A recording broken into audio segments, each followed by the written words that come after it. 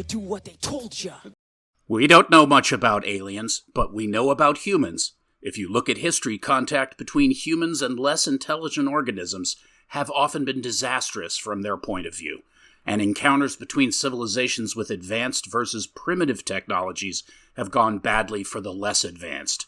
A civilization reading one of our messages could be billions of years ahead of us. If so, they will be vastly more powerful and may not see us as any more valuable than we see bacteria. Stephen Hawking. Oh, shit.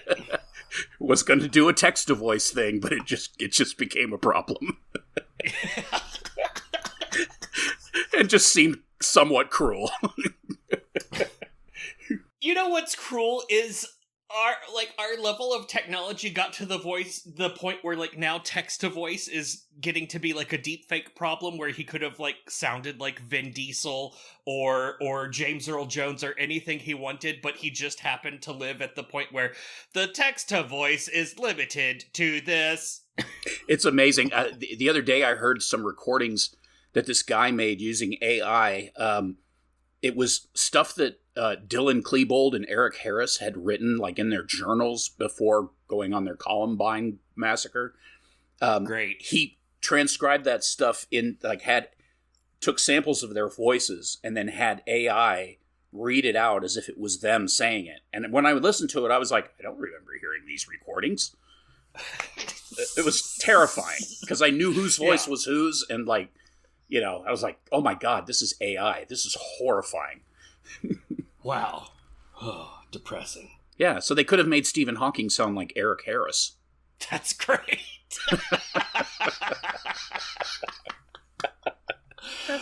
Fuck yes. What a nightmare world we now are living in that we didn't live in before. What an angry little genius. The entire written works of Stephen Hawking as AI read by Donald Trump. You're fired. You're fired out of a cannon into a black hole. Whoa. Fuck. So it sounds like we're both very interested in, discussing this movie this week. Well, I am. This movie is something else. It really is. We are, of course, finishing up our April of the Body Snatchers, or whatever else we've managed to call it over the time. This is part 3. It's Abel Ferrara's Body Snatchers, 1993. Yes, it's a bit of a departure for Abel. He's known more for kind of schlocky, especially early on, schlocky kind of horror slasher type films, real gritty New York settings, Driller Killer, Miss 45. Then he's known also for his kind of next period where he's doing stuff with Christopher Walken, like King of New York. And then, of course, Bad Lieutenant with Harvey Keitel, which is an absolute classic. Do the monster. And, and then he went on to do weird shit like this and other weird shit. And music videos. Yeah, he's a strange one, that dude. But he's made some good films. I don't know if I would necessarily include this, although having said that, it has its merits. Yeah, it does. I feel the same way. I've watched this 4 times now, and I will say a solid 2 of the times I did not like the movie, and another solid 2 of the times I did like the movie, down to the point where, things that I hated about the movie one time were things that I loved about the movie the next time. What a pile of shit. I don't understand my own feelings. I had seen it before, but it had been a long time, so I forgot a lot of it. And then I watched it, and was like, wow, this is terrible. And then I watched it with my daughter, and she was just dying, just groaning with laughter through the whole movie. I mean, she just thought it was, so when I was watching it with her, it was like, wow, I think that might be one of the worst films I've ever seen in my life. Yeah. Then I watched it again today, and I found a high def version of it, like a 4K version that was super crispy looking, and it looked it looked really good and made it a lot more fun, except for that final shot. Oh my God. Why did they insist on doing that in movies? It's such a great idea that was so badly executed. Yeah. I mean, I can't wait to even get to that point because what happens is so awesome. And the way it happens is so shitty and cheap looking. It's the only digital effect in the whole film. The rest is just really cool lighting and really some really awesome cinematography and some pretty quality practical effects. Really good quality practical effects, like especially coming from the 78 version where it was like we did tentacles by filming it in reverse, and then this movie where it's like, I don't think that was in reverse. I think that was, they did something else there. That's fucking awesome. Well, at least some of them were in reverse, because the scene where she's in the tub, she's got little foamy, soapy trailers on her chest from where the tentacles had just been. Yeah. It's like, wow, those tentacles followed those exact lines. Chaos theory. Yeah. Yeah. There's some really uncomfortable moments in this movie, intentionally and unintentionally. There's some great moments, some great performances. Meg Tilly is phenomenal. Oh yeah, and terrifying. And then there's just other weirdness like Forrest Whitaker, who is just absolutely. I can't even say if he's misused or if he completely rose to the challenge. It's so Forrest Whitaker-y of him. It is very Forrest Whitaker looking down and to the right of the camera and just having an extreme expression of discomfort on his face. Like he's about to either kill everyone or get a good medical fart out of him. You know, one of the two. Also, I would like to point out that he's clearly the least qualified man to be leading men in the entire United States Armed Forces. Let's see. Okay, so this movie stars Gabriel Anwar, who plays perhaps a too young Marty Malone. I assume that she's most famous for how she smelled in the 1992 film Scent of a Woman. Yes. And she's also quite popular for her role as Fiona in Burn Notice, which I know is popular, but I've never watched. She was also in 90210 with What's-Her-Nuts that plays her friend Jen in this movie. They were both in 90210. Oh, for real? Christine Elise? Yeah, Christine Elise. They both played Jason Priestley love interests. Oh, nice. Meg Tilly, as you mentioned, is in here. She is an Academy Award nominee for her role in Agnes of God. Mm-hmm.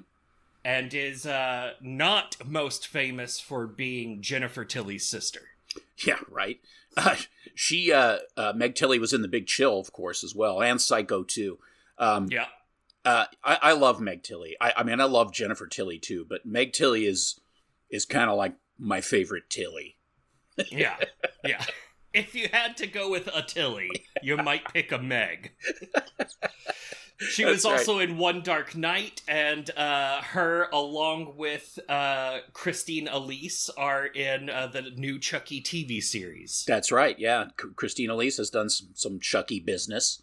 Chucky business. There's a lot of people in this movie. Terry Kinney, famous character actor, not famous, but recognizable. He has since gone on to no longer be very skinny and have long, stringy blonde hair. He's now bald, overweight, and old-looking, and generally plays people who are mentally challenged. Oh, is he Brendan Fraser? Kinda, yeah. Nice! Yeah, pretty much. I know that guy from Oz, and like the instant I saw his face, I was like, oh, fuck you, guy, get out of here. Yeah, he's done a lot. He's a character actor and a good one, so he's gotten a lot of work. He's got an interesting look to him, so he does well on screen. I mean, this movie's full of interesting characters, like Forrest Whitaker, of course, we mentioned, and then Arlie Ermy, the greatest character actor of all time, who plays Arlie Ermy in every film he's in, including Full Metal Jacket, Seven, The 2003 version of Texas Chainsaw Massacre. He's just great. I love him. He's always entertaining. And then there's Billy Wirth. Dear God, there's Billy Wirth. Why is Billy Wirth here? Billy Wirth, whose claim to fame would be what? I don't know, Lost Boys? You know, and then he's just terrible. I mean, that's the thing, though. He brings this weird Twin Peaksy charm to this movie that is just so strange. And you're not getting any emotion out of this guy. It's not happening. And I just love him because he absolutely refuses to show any. It's wonderful. Yeah. I mean, it's like a joke in the movie, even. It really is. And it's one of those parts where, like, sometimes I hate it and sometimes I love it because part of this movie is that it's just so 1993. Oh my God. And a big part of that 1993-ness is his big, stupid face, because he looks like a 1993 Hollywood pretty boy, and he is a 1993 Hollywood pretty boy, but he's kind of nailing it, but also, fuck him. I don't know how to feel. He's very handsome. He's, he really rides that line between being completely wooden but also being effective at the same time. It's I don't know. It's weird. That this movie was written, or at least the screenplay involved a whole bunch of interesting people, including the infamous Stuart Gordon, who was originally slated to direct this movie, and his favorite writer, Dennis Paoli, who wrote one of my favorite movies of all time that we have to cover, Dagon. Oh, yes, let's do. I love that movie. Larry Cohen, who was also involved. That's the guy that made God Told Me To, and he made It's Alive and Maniac Cop. Nice. Super heavyweight, yeah. So then Nick St. John, who is the guy that basically writes all Abel Ferrara's movies. Miss 45, Driller Killer, The Addiction, King of New York, and then... the soundtrack was kind of handled by Joe Delia. That's the guy that does a bunch of Abel Ferrara stuff too. So he's definitely, he's not using the same kind of people like actors that he tends to use, but he's definitely got his core people with him. Yeah, and I mean Abel. He tends to have Meg Tilly in his movies, right? And that's true. Also, this was not Forrest Whitaker's final Abel Ferrara movie appearance. Oh, what else was he in? I don't remember, and I can't use IMDb or my computer will crash. Yeah, that's right. That's cool.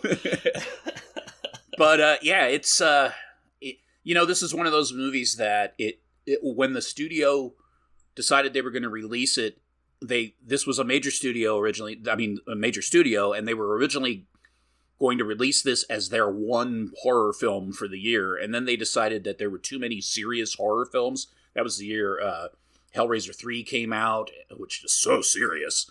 Serious. Coppola's Dracula, some other stuff like that. And so they put out Innocent Blood. Yeah, that was a winner. And then this one was kind of just like almost like a direct-to-video release. It had a theatrical release, but they put no weight behind it. And yeah, I think it was like less than 20 theaters or something like that. And I don't know why the studios decide, fuck this movie that we made. Oh well. It's not, and it's really not a bad movie, even if you think of it as like a studio product. I mean, I guess it's pretty weird. I mean, some of the camera angles are pretty strange, but it's not that far outside of the realm of what they do. So it's kind of a shame that they buried it, but this is Roger Ebert's favorite of the remakes. That's true. He thought it was so cool, especially that last scene. He was like, whoa. He's like, this is what horror movies should have. Moments of actual terror. I'm like, dude, what is wrong with you? Yeah, you are fucking terrifying if you believe that. What a strange, mushy man. I mean, God, that guy's probably seen hundreds of thousands of films, and he was surprised by that scene? He does not like horror movies, though. That's true. Oh my God, what a dad. Whatever. Yeah. It's fine. Yeah. It's fine. So, yeah. All right, you want to get into it? Let's get into it. All right. The movie opens on spacey opening credits, which devolve into a where to begin opening monologue from our star, the young Marty. Her dad Steve, stepmom Carol, and half-brother Andy are traveling to a military base for Steve's EPA job. During a pit stop, Marty is accosted in the bathroom by a soldier that tells her they get you when you sleep, and then he lets her go. Marty says, I remember thinking we live half our lives asleep, and I remember thinking children are terrible. And we don't live half our lives asleep. No, we don't live half our lives asleep. What's wrong with you, you stupid, small, way too young child? 12 on, 12 off. I mean, it sounds delightful. It really does. I'd go for that. They arrive at the base and Marty goes on a Walkman-fueled stroll. Man, I wrote that down not realizing how hard that is to say. Waffen-fuel toll. Yeah, Loathsome Things. By the way, that's the name of our show. Yeah, welcome. I'm John, and this is Josh.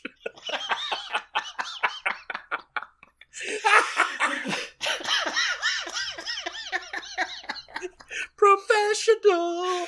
Ooh, pay us to do advertising. And HelloFresh. Yeah. Oh, something you could get all of your mattresses in the mail. All right. So she's going on a stroll near a fence. She's listening to shitty music on her Walkman when all of a sudden she's confronted by soldiers who are protecting that fence from both sides. After she steps on a full upper set of fake teeth.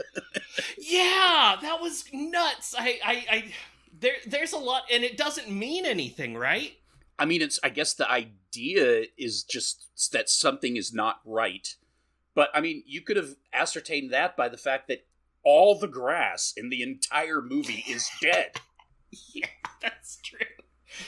They've been using the fertilizer elsewhere. I mean, it's insane. Like, what did they just like poison the entire place before they made this movie? Because all the vegetation is dead. Yeah, and we had just seen her. She found a crispy dead lizard on the windowsill of their new military house, and she like holds it up to the window, and the camera just kind of looks at it for a while like drama music is playing, and I'm like, what's going on? This is stupid. Anyway, so the soldiers confront her. They're like, hey, you can't be at this exact part of fence. It's restricted. Just then, rebellious youth Jen rolls up in a 1988 Ford Mustang convertible. She's blasting hard rock music. She does the thing where she gets up and then she says, get in the car, babe. And the underaged Marty instantly obliges. You see her, she's wearing the studded black leather paraphernalia of rebellious youth. She's got bleach blonde hair that's kind of spiky and short, not very ladylike at all. Yeah. We see Steve chats with General Platt, the aforementioned Arlie Ermy. Our General Platt at no point loses his temper in this entire movie. He does not yell at anyone. He does not call anyone a scumbag or any sort of horrible epithet. He just is calm, collected, and in charge. Yeah, it's an odd bit of casting, but he's great. Yeah, I honestly think it's kind of genius because the instant you see those eyebrows, you're like, oh shit, this guy's gonna lose it. And the fact that he never loses it is like in itself kind of creepy. Like, yeah. I think that's what he was going for. Yeah. But it could just be, whatever. Steve chats with Jennifer Platt. He's there to make sure that their warfare chemicals are properly stored and disposed of. Then later, Dr. Collins expresses his concerns to Steve about the symptoms people around the base are exhibiting, including paranoias about sleep, family members, and identity. Steve, on this matter, is 100% unhelpful and unsympathetic. Yep. At daycare, all the other children create identical finger paintings while the teacher disapproves of Andy's painting for being not identical to the rest of theirs. This causes him great facial consternation. A little dick. He's such a little tiny overactor. That was a great scene.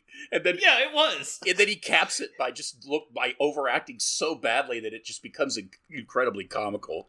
Oh, yeah, like, all the kids are holding up their finger paintings, and he's just, like, looking around like, what? What? And then she, like, looks at him all disapproving, and he, like, turns to the side, looks down at his painting, and is just like, oh, man, wow, I don't get it. So then he leaves. He goes for a walk and gets abducted by a soldier. Yeah, that's right. He gets picked up by a Jeep. Or a dude in a Jeep. And hey, little fella, where are you going? Let me put my cap on your head because that means I'm wholesome. And they go to take him home. It's great. It's a wonderful thing. We see basically the street where the Malone's house is, and we see people... somebody throwing a little garbage bag tied up into the back of a dump, like a garbage truck, which is kind of a nice nod to the other movies. And then you see the Jeep come around the corner, and the handoff takes place. Blah blah blah. Andy is like bitching about daycare and how they're trying to get him to sleep, and then Marty, she's the one who opens the door, so of course she immediately gets flirty. That's T.I., just like Marty, with Tim, and it's just gross because she looks like she's 12. Yeah, and he looks like he could be older than her father. Yeah, he is imagine a guy whose jawline is so chiseled that it just looks like he has extra abs around his mouth. Yeah, exactly. Yeah. So both of them are just kind of, oh. And Andy's, being a little putz. And then Jen arrives, and she wants to hang with Marty. She's wearing a lovely Bad Seeds shirt with Nick Cave on it. Nice little touch, because there's no way she listens to them. And they go off to a bar, of course, right away to have some underage boozing.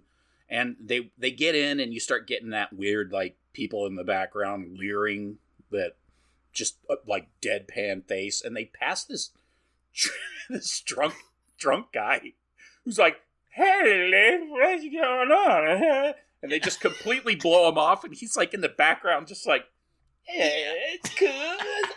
That guy was amazing. Yeah, no small parts. No, wonderful dude.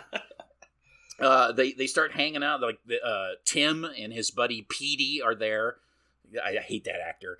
And oh yeah, of course, Jen sits in Petey's lap right away, and then the flirting gets ramped up. Tim wants to buy Marty a drink. I refer to this as the pre-fuck. And then the pod creeps come in and take the drunk guy away. And there's a little bit of a confrontation between the toilet soldier from earlier in the movie that confronts Marty with his giant buck knife and then vanishes. He's now all potified, and she's like, from the toilet, and he's just like, has no idea what she's talking about. And then he says, I think your lady's had a little too much to drink, which I believe would have been like 2 sips of beer. Yeah. Then they leave. Great. So then she goes on a fog walk with Tim, and she decides that they need to play just an absolutely excruciating game of I Never. Oh, man. Where you hold up your hands, all 10 fingers, and then you just say to the other person, I've never shit my pants. And then if you have shit your pants, you have to put your finger down. Yeah. So that it's so awkward. She says, I've never eaten Brussels sprouts. And then they get a little touchy. I've never shot someone. He puts his finger down, and it's all... He never flinches. His face barely twitches at all. Yeah. And then she looks so crestfallen, and he's like, Kuwait. So he is a cold-blooded, emotionless killer, and she's 12. Not a problem. Oh, this is good. I never hide my feelings. And then they make out. And the camera pans away, which I have to say mercifully, pans away to a pod swamp, which is right around the corner from where they are, but I guess they don't see it. So anyways, back at home, things move pretty quickly in this film, which I appreciate. Yes. Andy goes to say something to his mom. I don't know. She's in bed, sleeping, whatever. She's a little twitchy. He comes around the front, and she basically deflates, which is awesome. Yeah. Like crumbles and deflates, and it's all creepy. And then the closet door opens, and we get full frontal Meg Tilly. Thank you, Abel Ferrara. And then Andy completely flips his shit because Carol is now a potty. So Marty arrives home. Dad yells at Tim for bringing her home, for having her underage drinking or whatever, and it's stupid. And he's like, "Do you know that she's a small child?" Yeah, and he's like, "No, I didn't realize that, sir." Yeah, were the diapers not a sign? So apparently Andy's a genius because he's already figured everything out. But naturally, nobody believes anything, and then she gets into a big fight with her dad. In the meantime, it's at morning, and Pod Meg takes the trash out, the little trash bag. Of course, we realize that that's where they take their human remains to throw away. It's breakfast time now. Marty's still pissed at her dad. There's a carton of Flavo-rich milk on the table. She gets in an argument with her dad and does that, "Fine, fuck you then." And then she bolts out. And we cut to a chemical warehouse where all the barrels have pirate symbols spray painted on them. And radium. some guy is bringing down 2 barrels that are teetering on the edge of a pallet with a forklift. And, of course, he starts jostling the forklift so they fall off. Crazy chemicals go everywhere. Some guy gets burned through his hazmat suit. Steve sees that he has what looks like weird alien flesh and is like, "What the hell is going on?" And the guys are like, "We got it." Yeah. So, okay, so that's weird. That forklift scene gave me so much anxiety. 1, because it's just stupid, and 2, flashbacks. yeah, right. So Steve finds, he takes like a sample off of the suit and basically discovers that there's some sort of alien thing, like alien, and as in he doesn't know the source of it. He really wants to study it further and all that fun stuff. Back at home, it's at night. Pod Meg has filled the bath and sends Marty off to the bath, and basically orders Andy to sleep, which is kind of creepy. Go to bed, and then when he lays down, she goes, "Night night." Super creepy. Marty then goes to take a bubble bath with her headphones in. She falls asleep while a pod is above her in the ceiling, like office building style ceiling tiles that only exist in the bathroom. Yeah, they look like pegboard.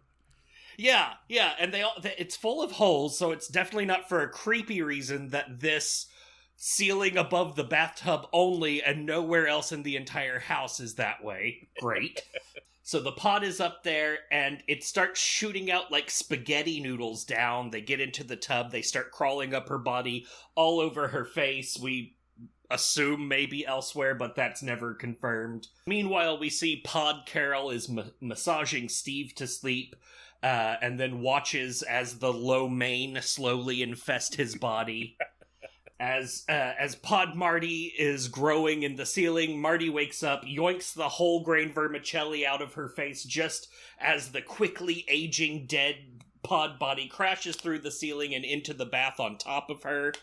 It was actually a really good creepy scene because you could just watch the body decaying and little moments of eye contact as she's freaking out and getting out of there. Really good. She runs out of the bathroom, pulls all the linguine off of Steve as Steve Pod grabs her ankle from under the bed. She pulls her leg back and this just causes his body to slide out, and he's like melty, like suction dissolving and gurgling to death, and for some reason also like goes back under the bed. It's really good and creepy, very good practical effects. Sometimes a bit cheesy because you can see exactly what they've done. Yeah. But it works, and it's good. That's the thing, is it works. Yeah, exactly. Yeah, it's really good. Let's see. Steve is like, all right, let's pack up the family and get the entire fuck out of here. Very reasonable. Thank you to someone that's like, no, we don't need to stick around and investigate. We're leaving. We are getting out of here. Too bad that Pod Carol is there, and she does a whole speech at Steve. It's apparently a famous speech because it reflects another speech. I don't give a fuck. But it's one of those "there's no one like you left, Steve" speeches. And then he runs away with the kids without her. She comes outside as he's trying to get away and does a really good screech. And then that screech gets the entire neighborhood of pod people activated, and they all chase after them in a chase scene that is way better than any chase scene in any of the other two movies. These look like people that are running away from a mob of horrible people, actually, and then they ruin it.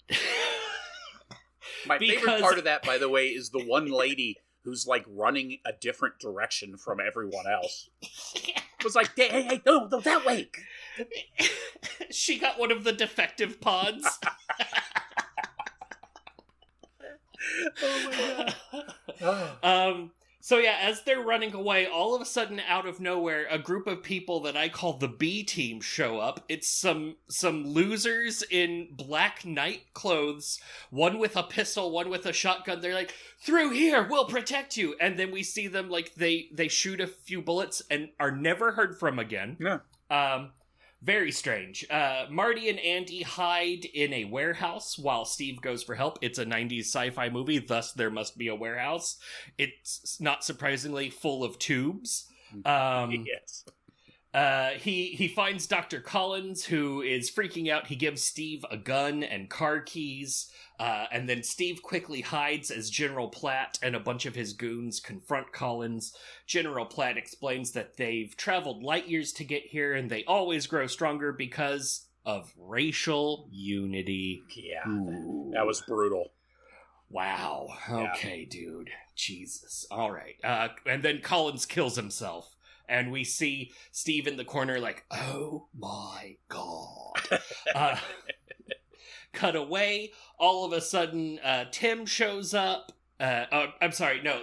So Steve gets away. He picks up Marty and Andy in the car. They're driving away. He tells them, just act emotionless. You can fool them if you just act like you're one of them. But this isn't fooling Marty, as she begins to suspect that this is no longer her dad, Steve. This is her not dad, Pod Steve. At this point, Tim shows up. It's just in time.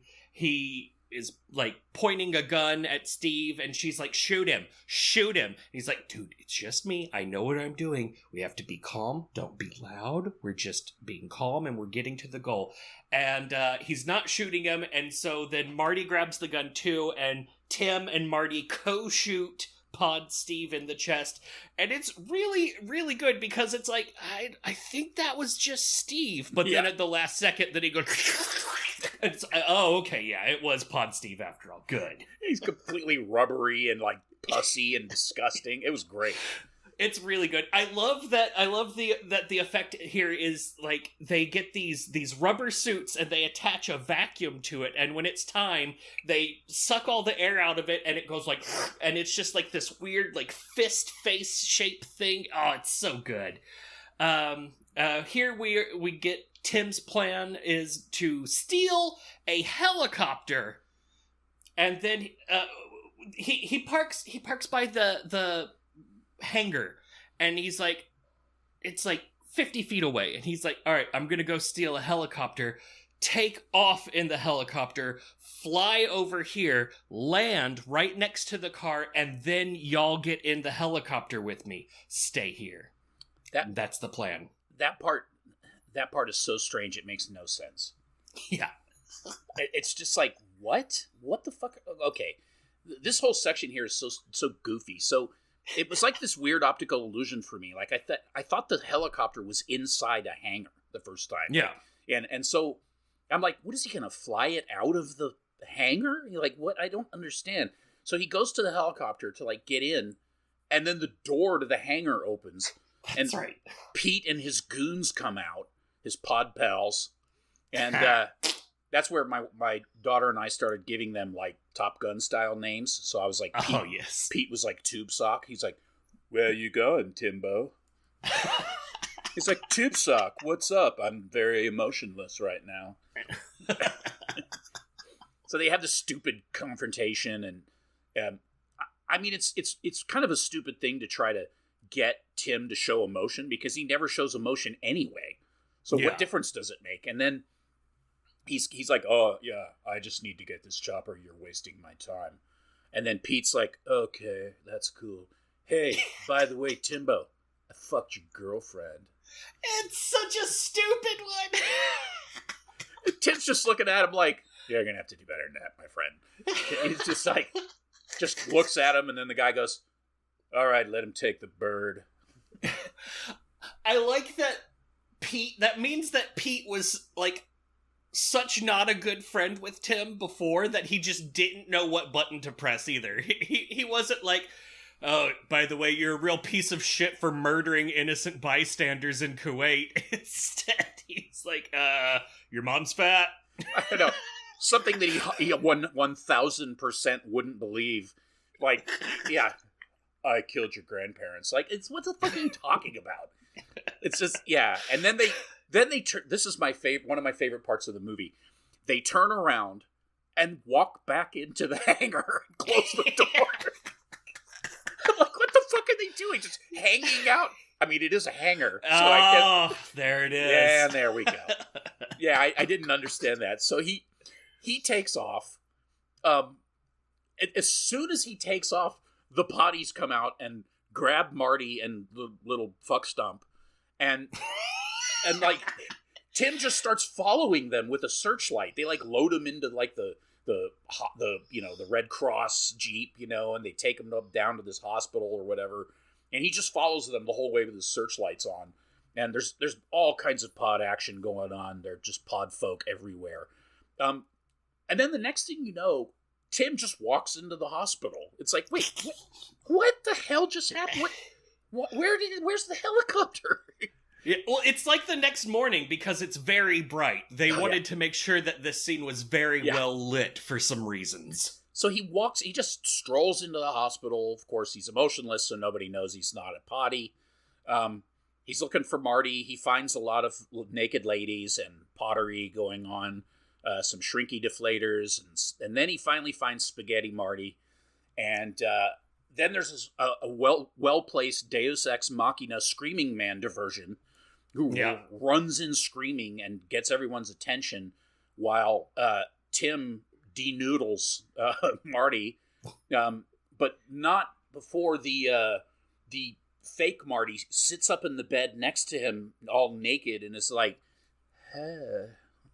What's up, Tim? Look at my tits and how weird my upper lip is. Look at my 13-year-old body. You know you want it. It's like, okay. This movie, okay. Okay. So he denoodles her, and that kills the fake Marty, but not until she does a contortion session on the bed. Contort yourself. And, she like gets her tit underneath her arm and like squeezes it down. I love this scene because there's like she turns around and obviously the actor didn't want to show butt. Yeah, and so they gave the bed sheets a stiffy that covers up her ass crack when she turns around. It's like nicely placed. Yes. Oh, I gotta love actors. Yeah, that was pretty great. Outside, Arlie Ermy is routing the pod trucks to various military bases around the country. Fort Bragg, North Carolina. And then they start acting all poddy so that they can get to the chopper. Get to the chopper. And and then Jen comes up And there's that kind of that awkward moment where they're not sure, is Jen a potty? Is Jen not a potty and thinks they're potties? And, it's kind of awkward. And then Marty falls for the old fake Jen trick. And as they're walking away, Jen says, I saw your brother, or whatever the fuck she says. Or I know where your brother is. And she turns around like, really? And then we get the Jen is, of course, a pod thing. It's kind of awesome. Yeah, I see Andy. He's looking for you. That's right. Where? Yeah. And then they run, and they hop into the chopper. It looks like they're going to get away. And then Andy just bolts out of nowhere. The kid is like a fucking track star. There's another scene in the movie where he's wearing his fucking footy PJs and he's running so fast and the little toes on the PJs are flopping with each step.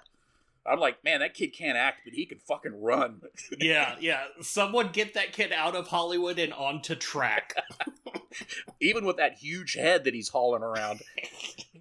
So he gets on the helicopter. It's insane. They fly up out of there. That's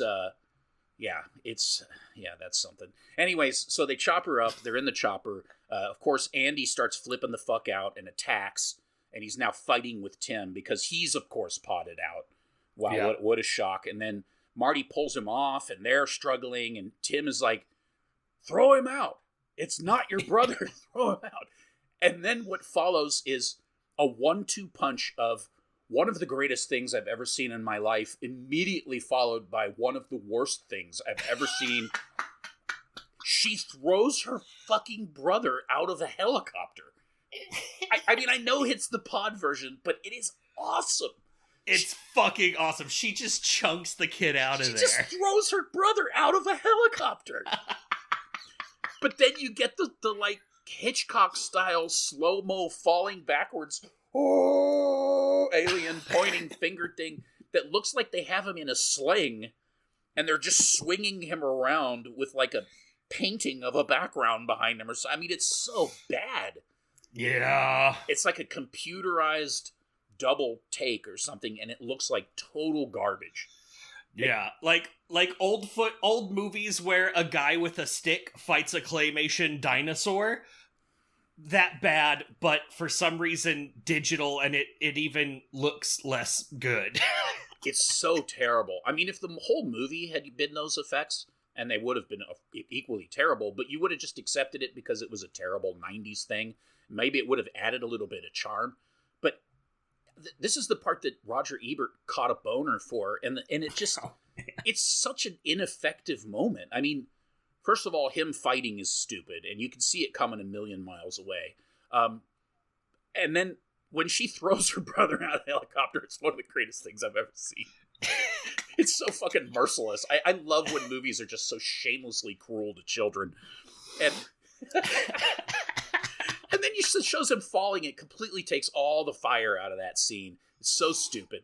So, anyways, whatever. So now it's like, then we see Mustache Arlie Ermy and his right hand potty watching them fly off, and the guy says something, and Mustache says, "No one will believe them." Like, let him go. Yeah. No one will believe them. We cut to sunrise, and Marty gives her closing fucking monologue. Our reaction was only human.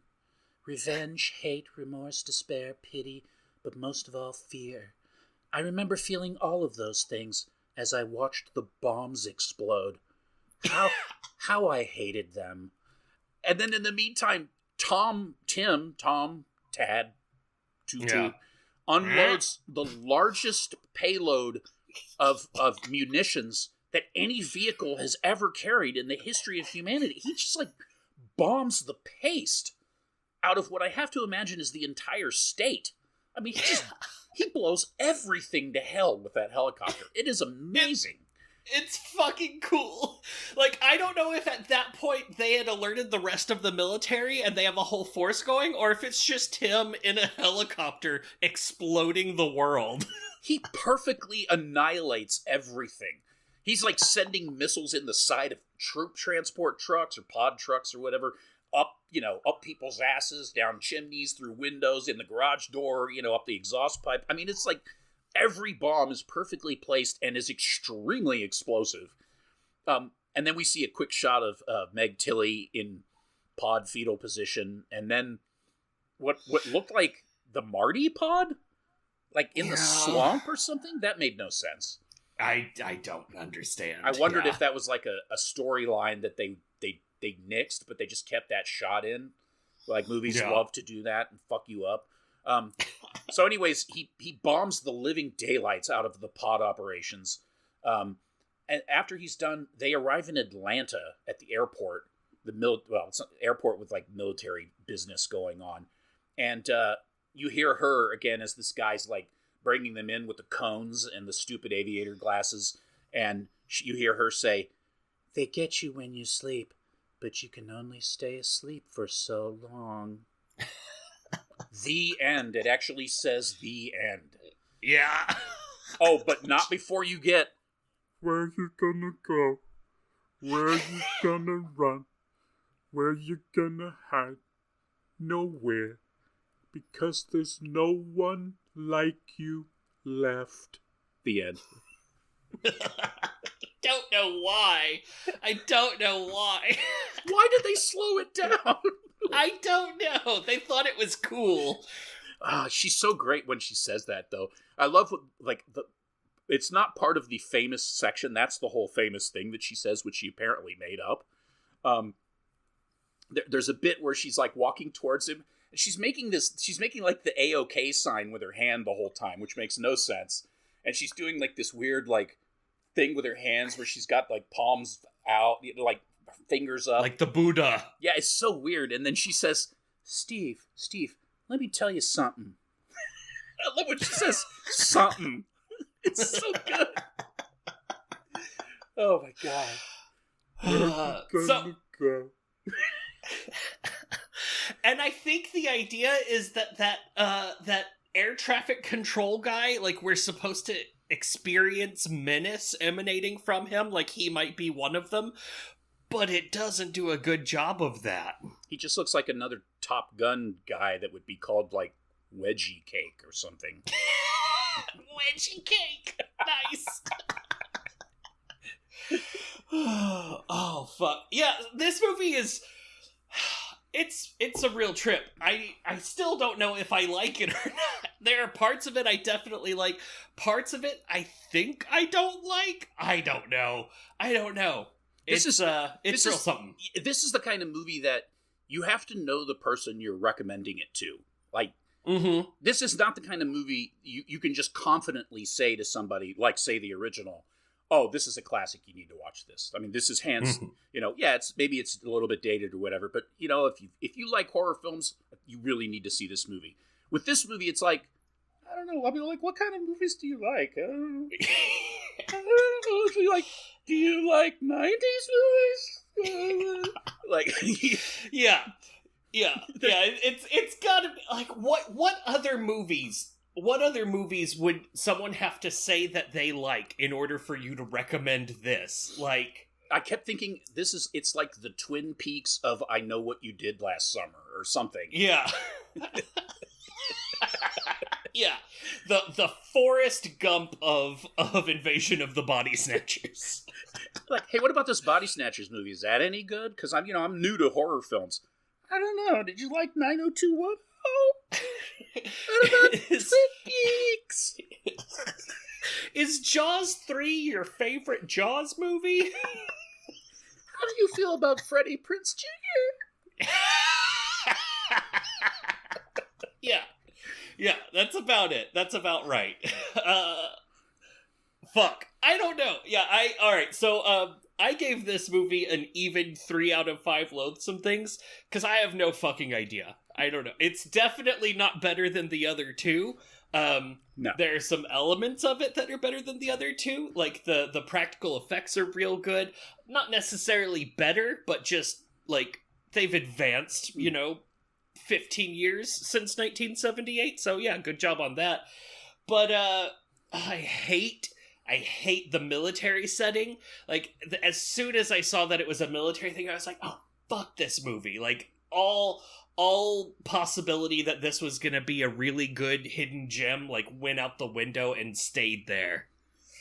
Yeah, it's like you put it in this closed setting, and then it becomes this obvious commentary about authority and stuff, which it's like, you don't need that. It's just, I don't know. I wasn't a big fan of the military setting either. Yeah, I don't know. Was there anything else you were going to say about your rating, or?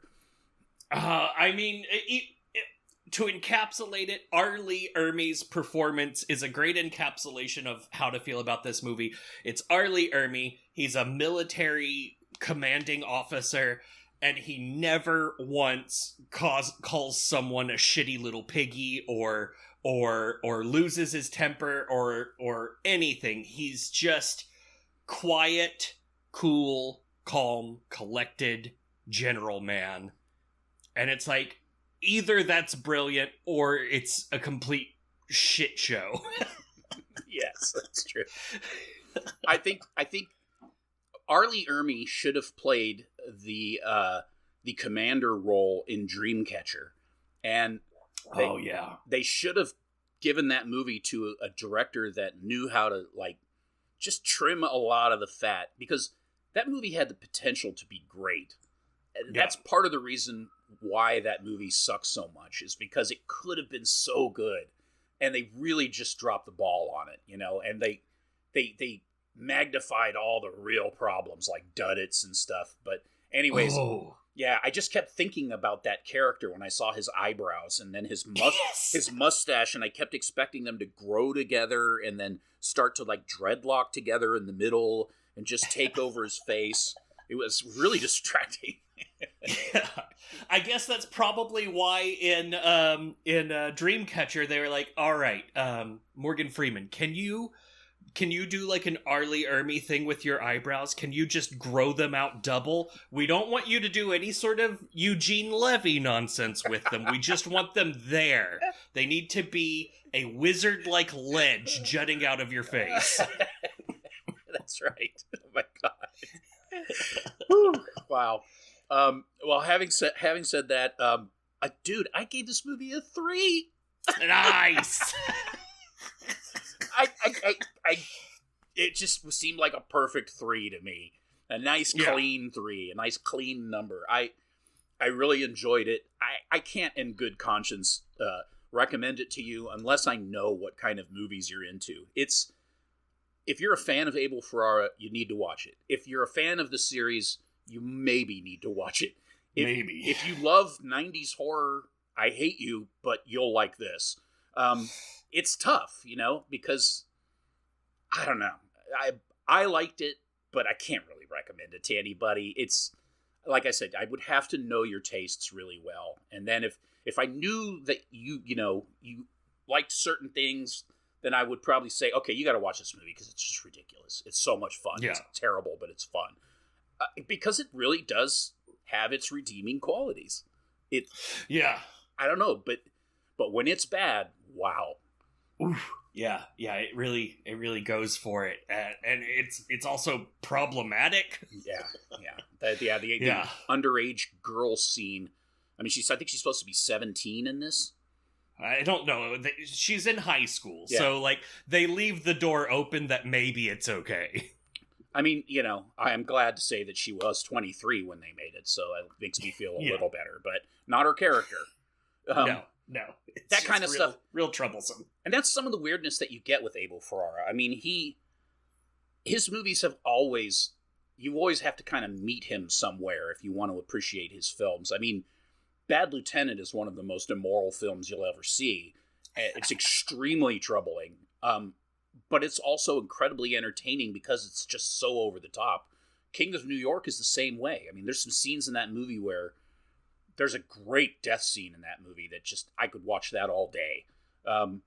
Driller Killer is amazing. Miss 45, oh my God, I love Miss 45. I mean,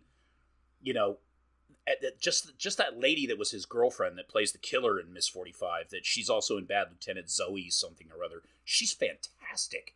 She's like the quintessential New York junkie, which apparently she actually was.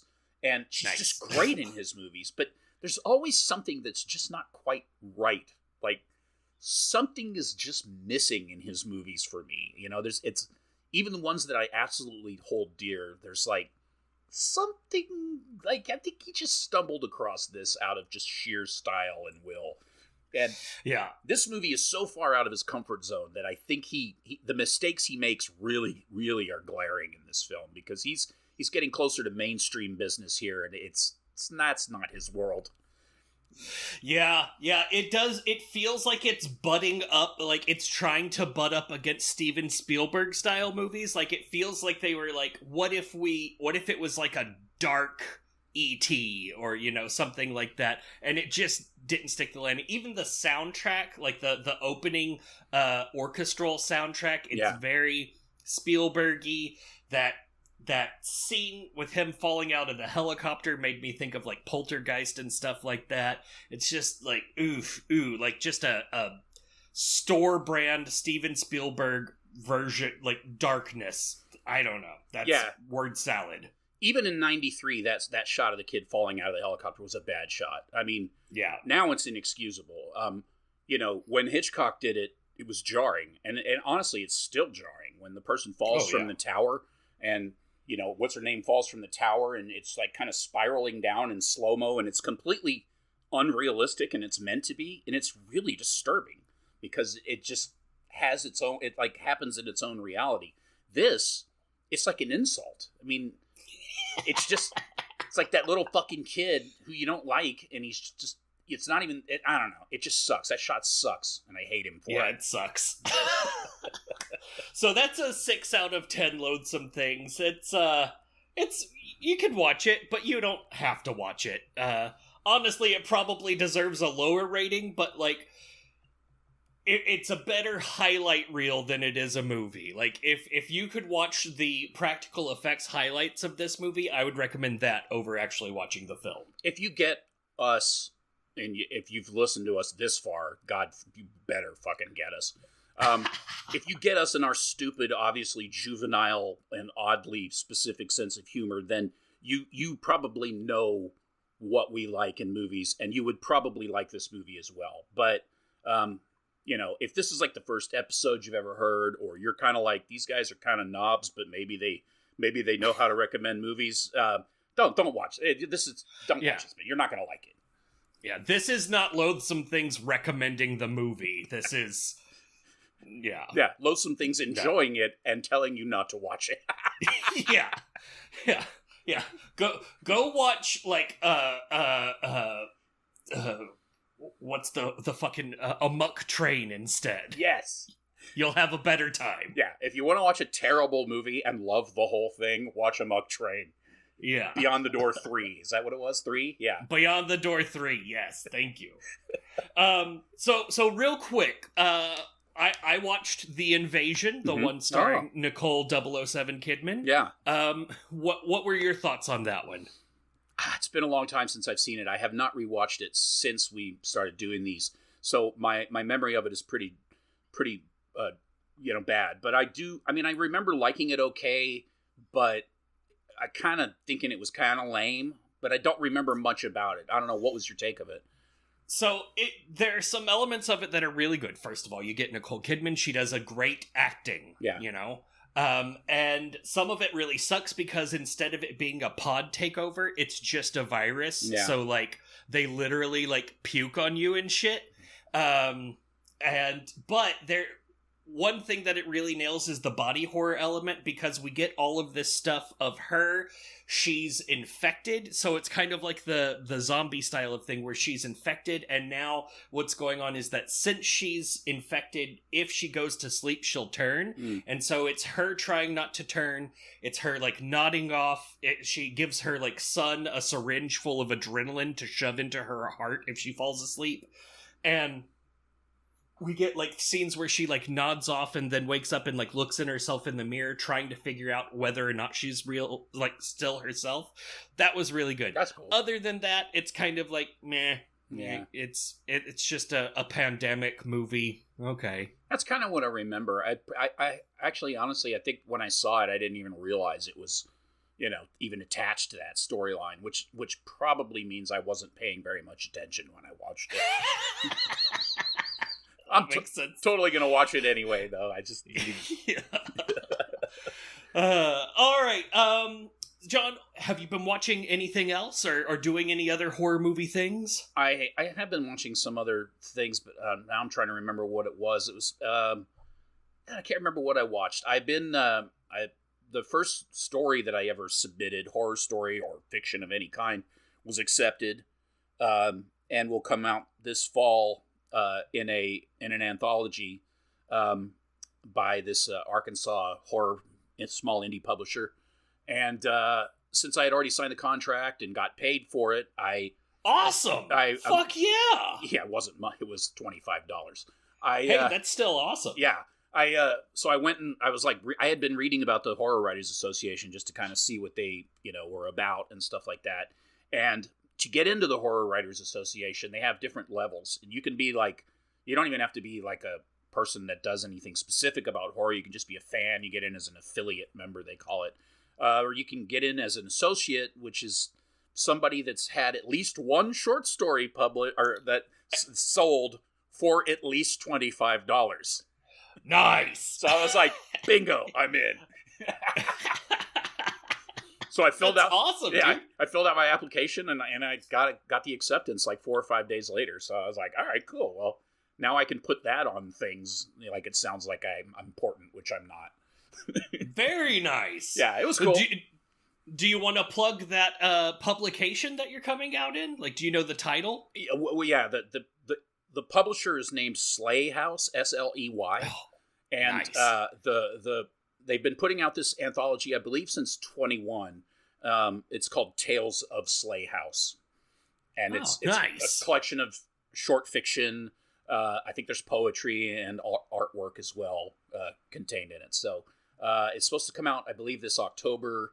And I'm fucking psyched. It's a little short story I wrote about what I called a Mississippi River wraith, which is essentially like a succubus, but it's kind of a noir, like neo-noir comedy. Kind of like it's got humor in it, but it was one of those things that you write that you just kind of shit it out really fast, and then you go back to edit it, and you make a couple edits here and there, and then you look at it and you're like, this actually works. This story actually kind of works. And so I saw that open submission and I was like, just from their description of what they were looking for, I thought, well, this story might work out of the ones that I've written recently. So I submitted it and kind of forgot about it. And then, a couple weeks ago, they responded and said they loved it and wanted to put it in their book. So I was like, all right, cool. Fuck yeah, dude. Yeah, nice. Yeah. You're a published author. I know. It's wild. That's awesome.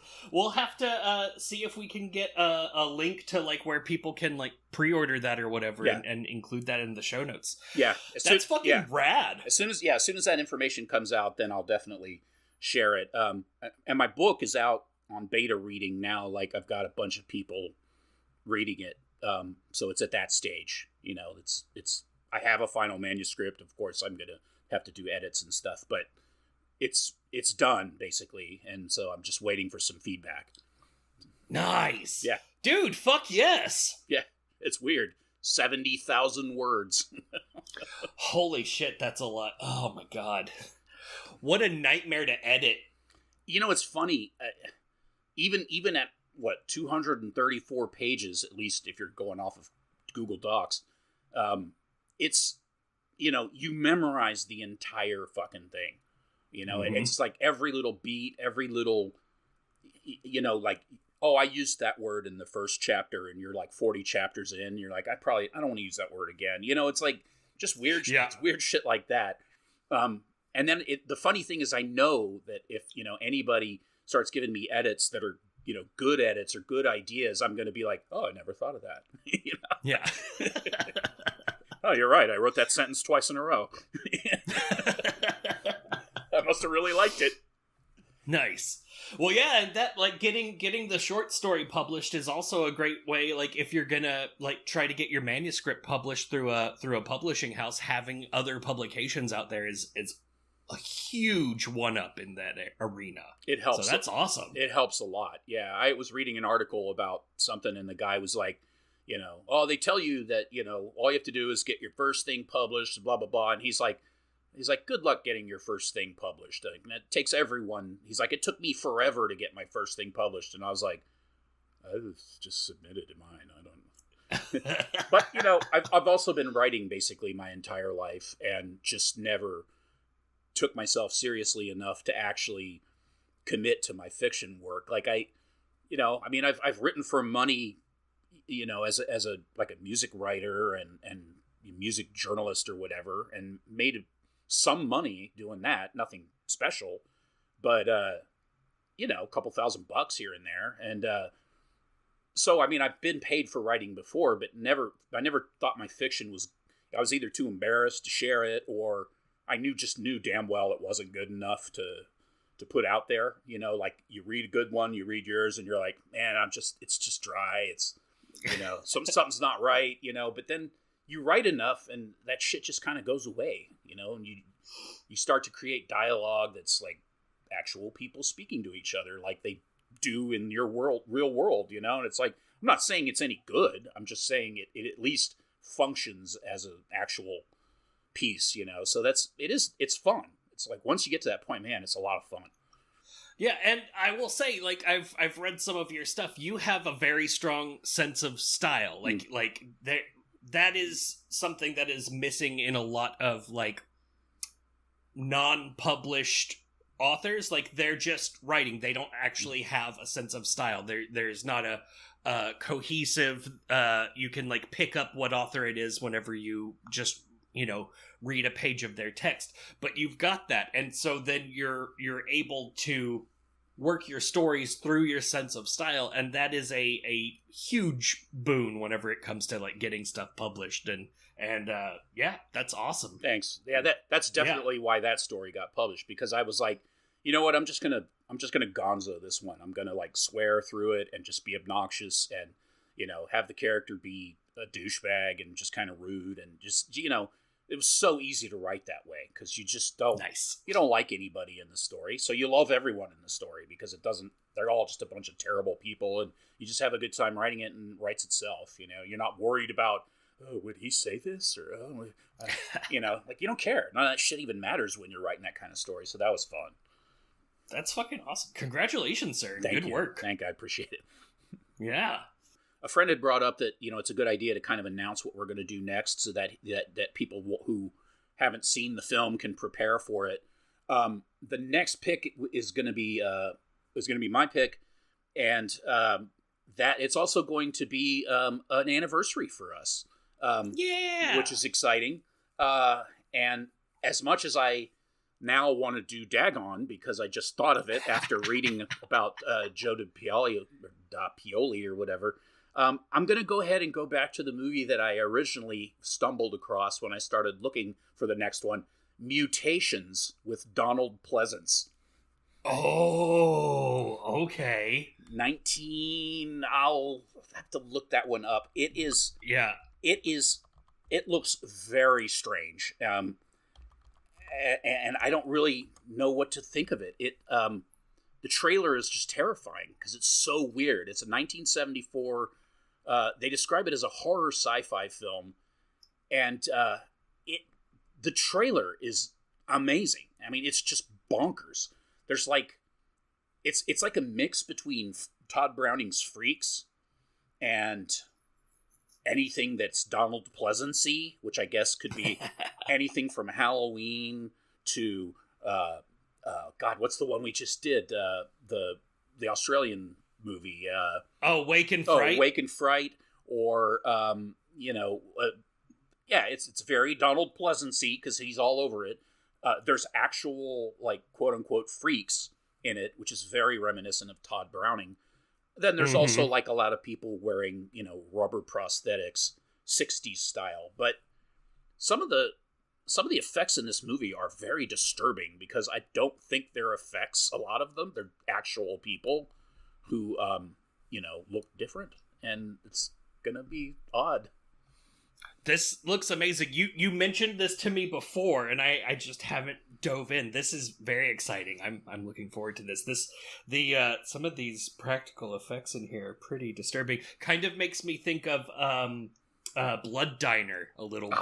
Like yes. that rib cage action. Yes. I love Blood Diner. Fuck yes. All right, that's exciting. So 2 weeks we're going to be watching The Mutations. The Mutations. It's a 1974 film, The Mutations. Psyched. Very cool. I've got one more thing. Yes. I went and saw Beau is Afraid. Oh, nice. What'd you think of it? It's great. Really? Yeah. Wow. It is, it's not like his other movies. It's Ari Aster. It's Ari Aster's new film. Mm-hmm. It's 3 hours long. Yeah.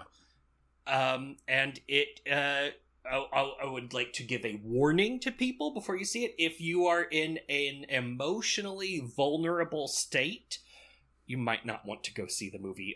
Joaquin Phoenix has even advised people to specifically do not take hallucinogens before going to see the movie. He's like, no, don't do it. Well, no worries there. Yeah. It's like, just don't do it, man. So, but yeah, emotionally daunting then, I guess. Emotionally daunting. Yes. Yeah.